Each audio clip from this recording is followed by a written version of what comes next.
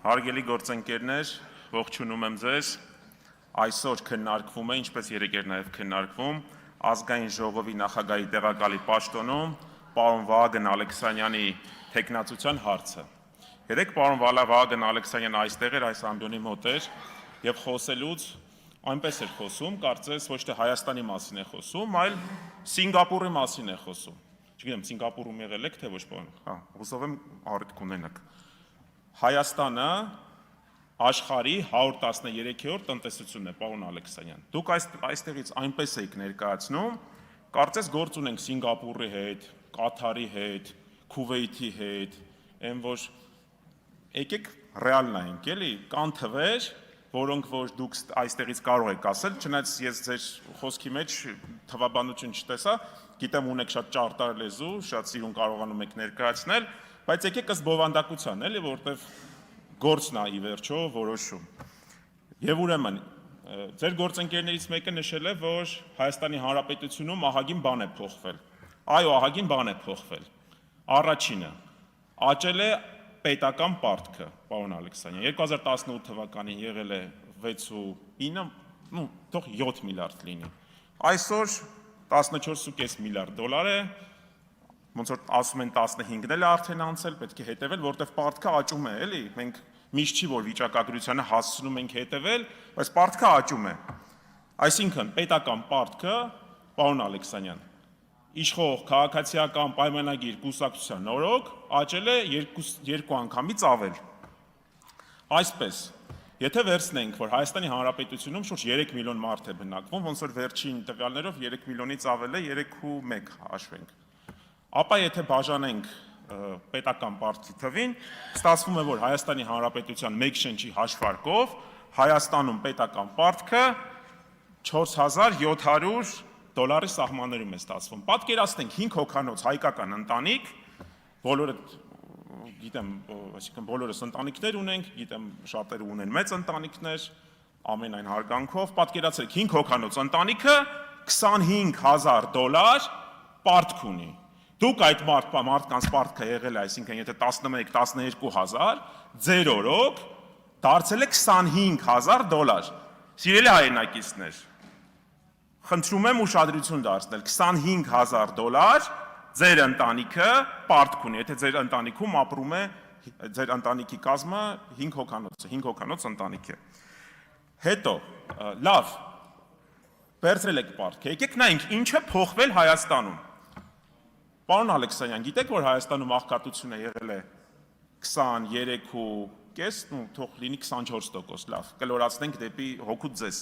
Հիմա շուրջ 20% է, 21% է, էլի հոգուց ձեզ են կլորացնում, 2-3% ընդամենը իջել։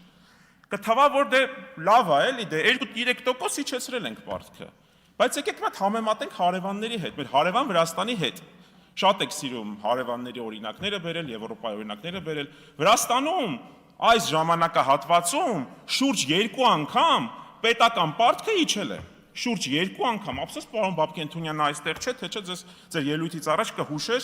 կոնկրետ թվերով կկարողանայիք նաև հնա հաշվարկով, ճիշտ ասած, մյուս ելույթին բան կանեմ, հնա հաշվարկով, միգուցե իջել է, բայց բոլոր դեպքերում, էլի, եկեք մատ հասկանանք, ինչ է եղել, պարոն Սերգեյ Բաղդասարյան, հեսա բան կանեմ։ Տեսեք, եթե վերցնում ենք աղքատության մակարդակը, այսինքն թվում է, որ իջել է, բայց եկեք մատ նայենք մարզերով։ Պարոն Վահագն Ալեքսանյան, գիտեմ դուք եւ պարոն Փաշինյանը ծնունդով Իջևանից եք, եկեք մատ Տավուշի մարզի ցուցանիշը նայենք, իմ պապիկս էլի դե Տավուշի մարզից է։ Ուրեմն Տավուշի մարզում աղքատությունը եղել է 2018 թվականին 25.6%, հիմա ըստ վիճակագրության, ես էլ չեմ հավատացել այդ թվին, 39.9%։ Պարոն Ալեքսանյան, 39.9%, դուք պատկերացնում եք, այսինքն շուրջ 15%-ով աղքատությունը Տավուշի մարզում աճել է։ Իրականում ես իմ ելույթը ավելի շուտ պետք է լիներ, ուղղակի ասած ստուգ եմ, էլի, ի վերջո, էլի, իրոք այդ մի քանի աղբյուրից ստուգել եմ, այո, այսինքն ի՞նչ է ստացվում, որ ենթադրենք 100 Տավուշ է ցույց, 40-ը աղքատ է, եւ 15-ը այդ 40 աղքատներից ձեր օրոք է աղքատացել։ Պարոն Սերգեյ Բագրատյան, հարգանքներս ձեզ։ Գիտեմ, որ Վայոց ձորի մարզպետ եք եղել եւ ձեր օրոք Վայոց ձորում աղքատության մակարդակ եւ դուք մարզպետ եք։ Աղքատության մակարդակը ավելի ցածր է եղել, կամ 2018 թվականին ձեր օրոք պետք է նայենք, բայց ենթադրենք էլի, որ նաեւ, այսինքն ձեր օրոք, սենց ասեմ, 2018 թվականի տվյալով եղել է 1 վայրկյան 18.6%, ամենացածրերից է եղել ընդ որում։ Հիմա 30% է։ Շուրջ 30%, 30.3%։ Այսինքն աղքատությունը աճում է։ Սիրելի հայրենակիցներ, աղքատությունը Հայաստանի Հանրապետության մարզերում աճում է։ Եվ ես ահազանգում եմ այս ամբիոնից, որ մյուս անգամ որ գաք այս ամբիոնի մոտ, նաև պարոն Ալեքսանյան, ոչ թե խոսեք, այսինքն այս բանը խլեցինք, այն արեցինք, հստակ ասեք լուծումները, թե ոնց եք պատրաստվում այդ աղքատությունը հաղթահարել, որ ժողովուրդը իմանա։ Ինչպես։ Ինձ տրամադրել է նայոց թվերը վիճակագրական տվյալներով, որ մարզերում աղքատ, ընդ որում ես 2 մարզ նշեցի։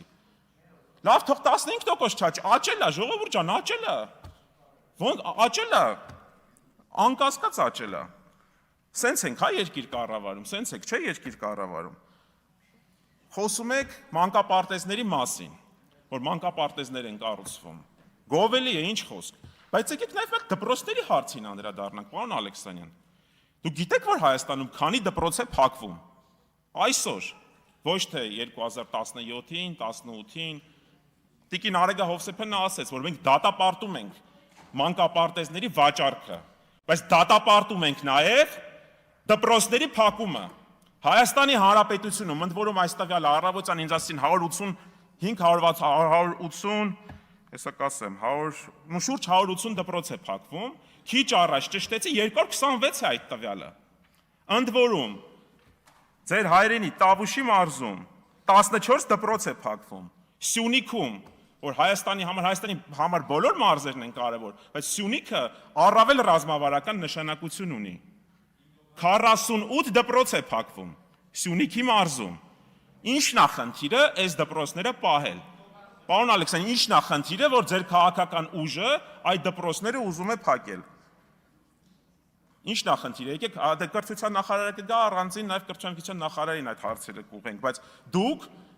ունեք այդ պատմական հնարավորությունը